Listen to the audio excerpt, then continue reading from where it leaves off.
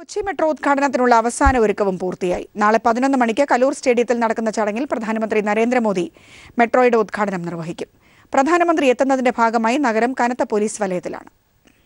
രാവിലെ 10:15 വ്യോമസേനയുടെ പ്രത്യേക വിമാനത്തിൽ നാവിക വിമാനത്താവളത്തിൽ എത്തുന്ന പ്രധാനമന്ത്രി അവിടെ നിന്നും റോഡ് മാർഗമാണ് മെട്രോ ഉദ്ഘാടന വേദിയിലേക്ക് എത്തുക.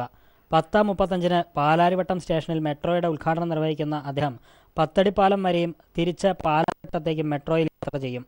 11 മണിക്ക് കലൂർ സ്റ്റേഡിയത്തിൽ നടക്കുന്ന ചടങ്ങിൽ മുഖ്യമന്ത്രിയുടെയും ഗവർണറുടെയും മെട്രോമാൻ ഇ ശ്രീധരൻ ഉൾപ്പെടെയുള്ള പ്രമുഖരുടെയും സാന്നിധ്യത്തിൽ കൊച്ചി മെട്രോ പ്രധാനമന്ത്രി നാടിന് സമർപ്പിക്കും.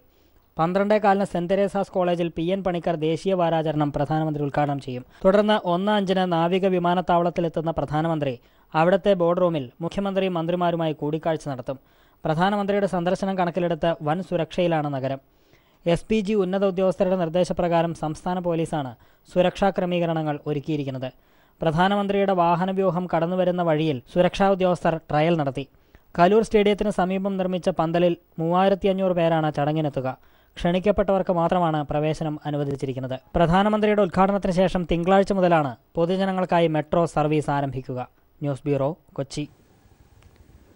കൊച്ചി മെട്രോയ്ക്കായി ഇടതുപക്ഷം നടത്തിയ ശ്രമങ്ങളെ പ്രശംസിച്ച് ഇ ശ്രീധരൻ. DMRCക്കും തനിക്കും വേണ്ടി ഇടതുപക്ഷം സംഘടിപ്പിച്ച മനുഷ്യച്ചങ്ങല എന്തിനായിരുന്നുവെന്ന് തനിക്കിപ്പോഴാണ് മനസ്സിലായതെന്ന് ശ്രീധരൻ പറഞ്ഞു. CPM എറണാകുളം ജില്ലാ സെക്രട്ടറി P. രാജീവ് ഇ ശ്രീധരനെ അഭിനന്ദിക്കാനെത്തിയപ്പോഴായിരുന്നു മെട്രോമാന്റെ പ്രശംസ. കൊച്ചി മെട്രോ നിർമ്മാണത്തിന്റെ പ്രാഥമിക ഘട്ടത്തിൽ അന്നത്തെ KMRL MD ടോം ജോസ് DMRCയെയും ശ്രീധരനെയും മാറ്റി നിർത്താൻ തീരുമാനിച്ചപ്പോഴായിരുന്നു ഇടതുപക്ഷം പ്രതിഷേധവുമായി രംഗത്തെത്തിയത്. അന്ന് ഇടതുപക്ഷം തീർത്ത മനുഷ്യച്ചങ്ങലയുടെയും പ്രതിഷേധങ്ങളുടെയും അനന്തരഫലം കൂടിയായിരുന്നു ശ്രീധരൻ കൊച്ചി മെട്രോയുടെ ഉപദേശകനായി എത്തിയതും. ഇന്ന് പദ്ധതി പൂർത്തീകരിക്കുമ്പോൾ അന്നത്തെ പ്രതിഷേധം എന്തിനായിരുന്നുവെന്ന് തനിക്ക് ഇപ്പോഴാണ് മനസ്സിലായതെന്ന് അദ്ദേഹം മനസ്സ് തുറന്നു. രാജീവാണ് ആദ്യമായിട്ട് ഒരു മനുഷ്യച്ചങ്ങല സംഘടിപ്പിച്ച്. അന്ന് ഞാൻ അത്രയ്ക്ക് അപ്രൂവ് ചെയ്തിരുന്നില്ല, ഇതിൻ്റെ ആവശ്യമുണ്ടോ എന്നുള്ളത്. ഇപ്പോഴാണ് മനസ്സിലായത് അത് നടന്നില്ലെങ്കിൽ ഇത് അന്ന് DMRC ഇത് കിട്ടില്ലായിരുന്നു. മെട്രോയ്ക്കായി നടത്തിയ പ്രതിഷേധങ്ങളെ അംഗീകരിച്ചതിൽ സന്തോഷമുണ്ടെന്നും CPM എറണാകുളം ജില്ലാ സെക്രട്ടറി P. രാജീവും പ്രതികരിച്ചു. ശ്രീധരൻ ഒഴിവാക്കുന്നതിന് വേണ്ടി DMRC ഒഴിവാക്കുന്നതിന് വേണ്ടി വലിയ നീക്കം നടന്നു. അതിനെതിരെ വമ്പിച്ച ജനകീയ സമ്മർദ്ദം കേരളത്തിലും കൊച്ചിയിലും ഉയർന്നു വരികയുണ്ടായി. അതിൻ്റെ ഭാഗമായിട്ടാണ് അദ്ദേഹത്തെയും DMRC ഉൾപ്പെടുത്താൻ നേരത്തെ അദ്ദേഹം സൂചിപ്പിച്ചതുപോലെ നിർബന്ധിതമായത്. അതുകൊണ്ട് മാത്രമാണ് ഈ പദ്ധതി ഇപ്പോൾ സമയബന്ധിതമായി അഴിമതിരഹിതമായി പൂർത്തീകരിച്ചത്. DMRC ഓഫീസിൽ നേരിട്ടെത്തിയായിരുന്നു P. രാജീവ് അദ്ദേഹത്തെ അഭിനന്ദിച്ചത്. തുടർന്ന് ഇ ശ്രീധരന് ഉപഹാരവും സമ്മാനിച്ചു. News bureau, Kochi. രാജ്യത്തെ മറ്റൊരു മെട്രോയ്ക്കും അവകാശപ്പെടാനില്ലാത്ത ഒട്ടേറെ സവിശേഷതകളുമായാണ് കൊച്ചി മെട്രോ യാഥാർത്ഥ്യമാകുന്നത്. നിർമ്മാണത്തിലെ വേഗതയും സുതാര്യതയും മുതൽ ഭിന്നലിംഗക്കാർക്കായി തൊഴിലവസരങ്ങൾ ഒരുക്കിയതുവരെ നീളുന്നു ആ പെരുമ. കൊച്ചി മെട്രോയിലെ ഓരോ യാത്രയും യാത്രക്കാർക്ക് പുതിയ അനുഭവങ്ങളാവും സമ്മാനിക്കുക. 2013 നിർമ്മാണം തുടങ്ങിയ കൊച്ചി മെട്രോ ലക്ഷ്യമിട്ടതിലും നേരത്തെയാണ് ആദ്യഘട്ടം പൂർത്തിയാക്കുന്നത്. പരിസ്ഥിതി സൗഹൃദമാണ് നമ്മുടെ മെട്രോ. സൗരോർജ്ജം ഉപയോഗിച്ച് പ്രവർത്തിക്കുന്ന രാജ്യത്തെ ആദ്യ മെട്രോ എന്ന പെരുമയും നമുക്ക് സ്വന്തം. ഭിന്നലിംഗത്തിൽപ്പെട്ടവരെ ജോലിക്ക് നിയോഗിച്ചതിലൂടെ ലോകമാധ്യമങ്ങൾ വരെ കൊച്ചി മെട്രോയെ വാഴ്ത്തി. അങ്ങേയറ്റം വ്യത്യസ്തമായൊരു യാത്രാനുഭവമാണ് കൊച്ചി മെട്രോ യാത്രക്കാർക്ക് സമ്മാനിക്കുന്നത്. അത് യാത്രക്കാർ അങ്ങേയറ്റം ആസ്വദിക്കും എന്നുറപ്പ്. പരിസ്ഥിതി സൗഹൃദം. ഓരോ സ്റ്റേഷനിലും ഓരോ വിഷയങ്ങൾ പ്രമേയമാക്കി ചിത്രങ്ങളാൽ മൂടികൂട്ടിയിട്ടുണ്ട്. മെട്രോ തൂണുകളിൽ വെർട്ടിക്കൽ ഗാർഡനുകൾ ഒരുക്കിയും സ്റ്റേഷനുകളിലെ സൗന്ദര്യവൽക്കരണം കൊണ്ടും കൊച്ചി മറ്റു മെട്രോകളെ പിന്നിലാക്കി. മെട്രോ എന്ന സ്വപ്നത്തെ യാഥാർത്ഥ്യമാക്കാൻ പണിയെടുത്ത ഇതര സംസ്ഥാനക്കാരായ തൊഴിലാളികൾക്ക് ആദരവൊരുക്കിയും കൊച്ചി മെട്രോ രാജ്യത്തിന് മാതൃകയായി. സാലി മുഹമ്മദ്, കൊച്ചി. കൊച്ചി മെട്രോയെ നിധി പോലെ കാണണമെന്ന് ഇ ശ്രീധരൻ. രാഷ്ട്രപതിയാകുക എന്നത് പലരുടെയും ഭാവന മാത്രം. നിവാസികൾ ഇത്ര കാലം കാത്തിരുന്ന ഒരു മെട്രോ വരാൻ പോവുകയാണ്. അത് ഒരു വെറും സമ്മാനമായിട്ടല്ല, ഒരു നിധിയായിട്ട് അവർ കരുതണം. അത് ആൾക്കാരുടെ മനസ്സിലുള്ളൊരു ഭാവന മാത്രമാണ്. ഇംഗ്ലീഷിൽ പറയുകയാണെങ്കിൽ കൈറ്റ് ഫ്ലൈയിങ്. അതിന് വലിയ ഒരു യാഥാർത്ഥ്യമുണ്ടെന്ന് എനിക്ക് തോന്നുന്നില്ല.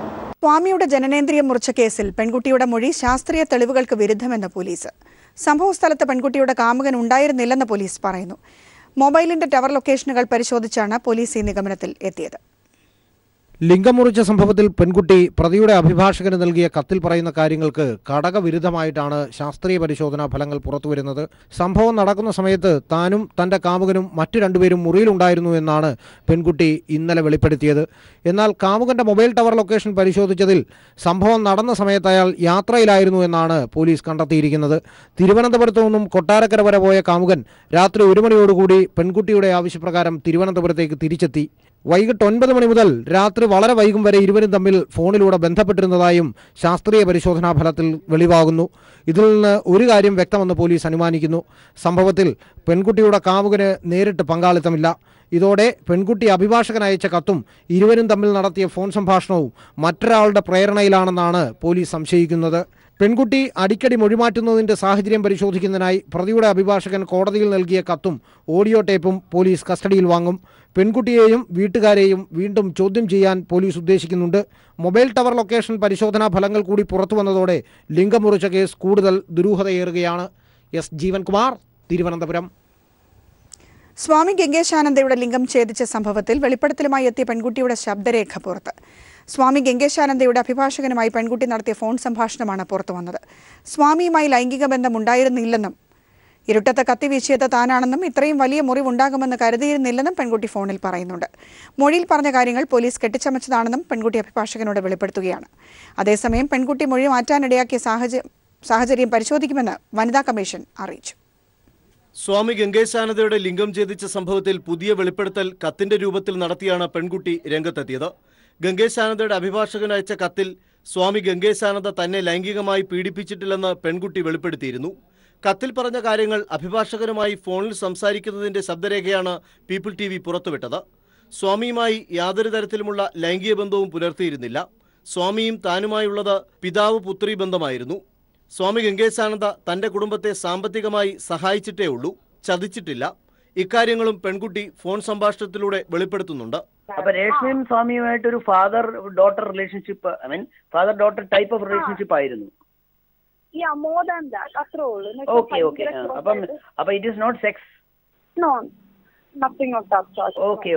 അപ്പൊ ഈ പോലീസുകാർ പറയുന്നതോ നിങ്ങളും സ്വാമി നിങ്ങൾ വളരെ കൊച്ചു പ്രായത്തിൽ തന്നെ മൊളസ്റ്റ് ചെയ്തു, റേപ്പ് ചെയ്തു.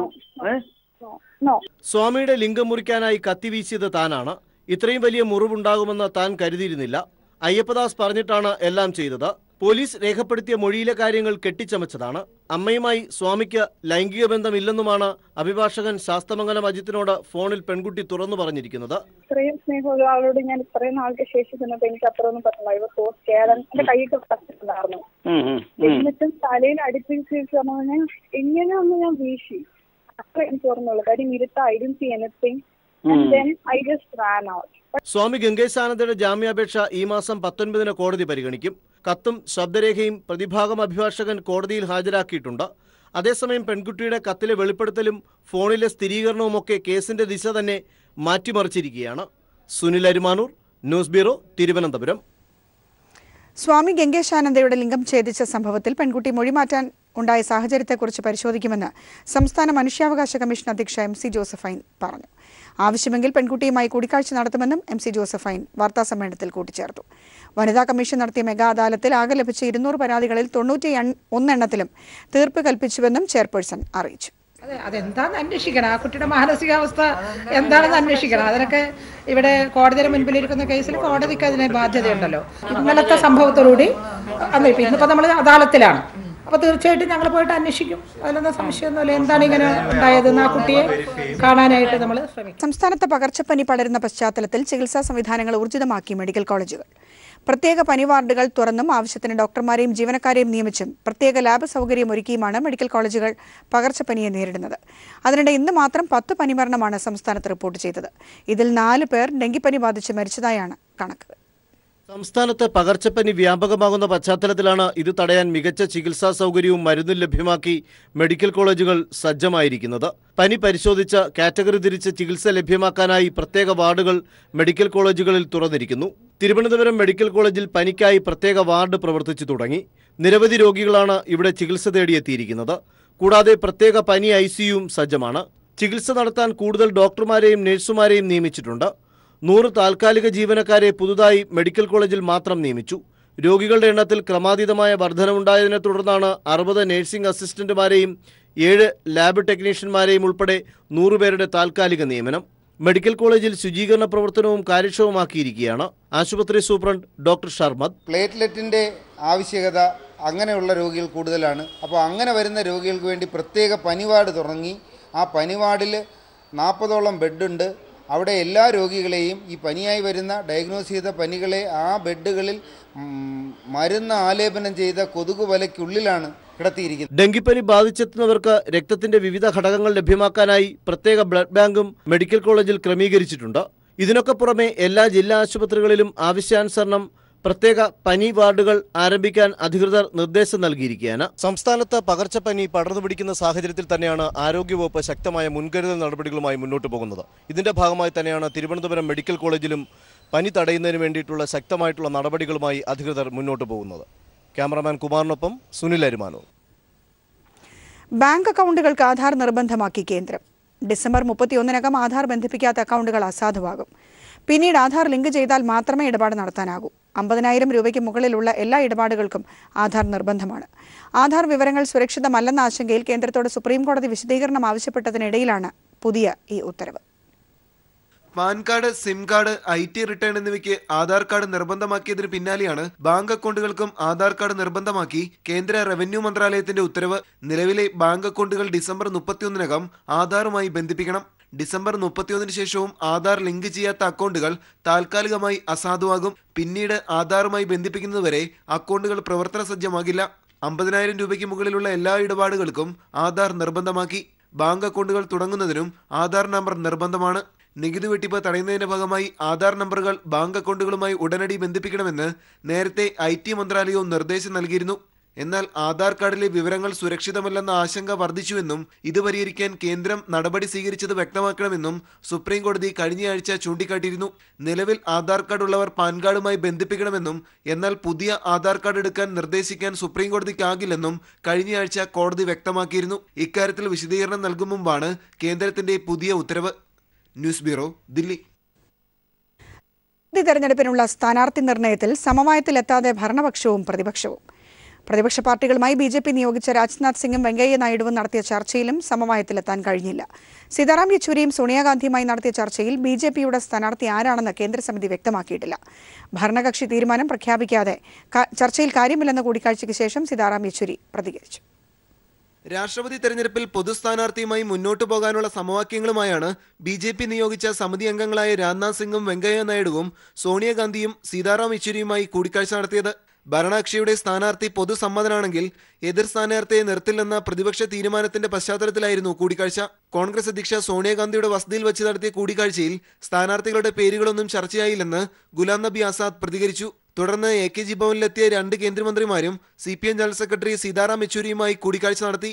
രാഷ്ട്രപതി സ്ഥാനാർത്ഥി ആരെന്നത് സംബന്ധിച്ച് BJP തീരുമാനത്തിലെത്തിയിട്ടില്ലെന്നും ഈ സാഹചര്യത്തിൽ സ്ഥാനാർത്ഥി സംബന്ധിച്ച് ഭരണകക്ഷി തീരുമാനമെടുത്താൽ ചർച്ച ചെയ്യാമെന്നും കൂടിക്കാഴ്ചയ്ക്ക് ശേഷം സീതാറാം യെച്ചൂരി പറഞ്ഞു. In the present context, a person who occupies the office of the President of India must be a person of impeccable secular credentials and must be a person who can safeguard and uphold the constitutional values of the Indian Republic. So we want a person of that nature.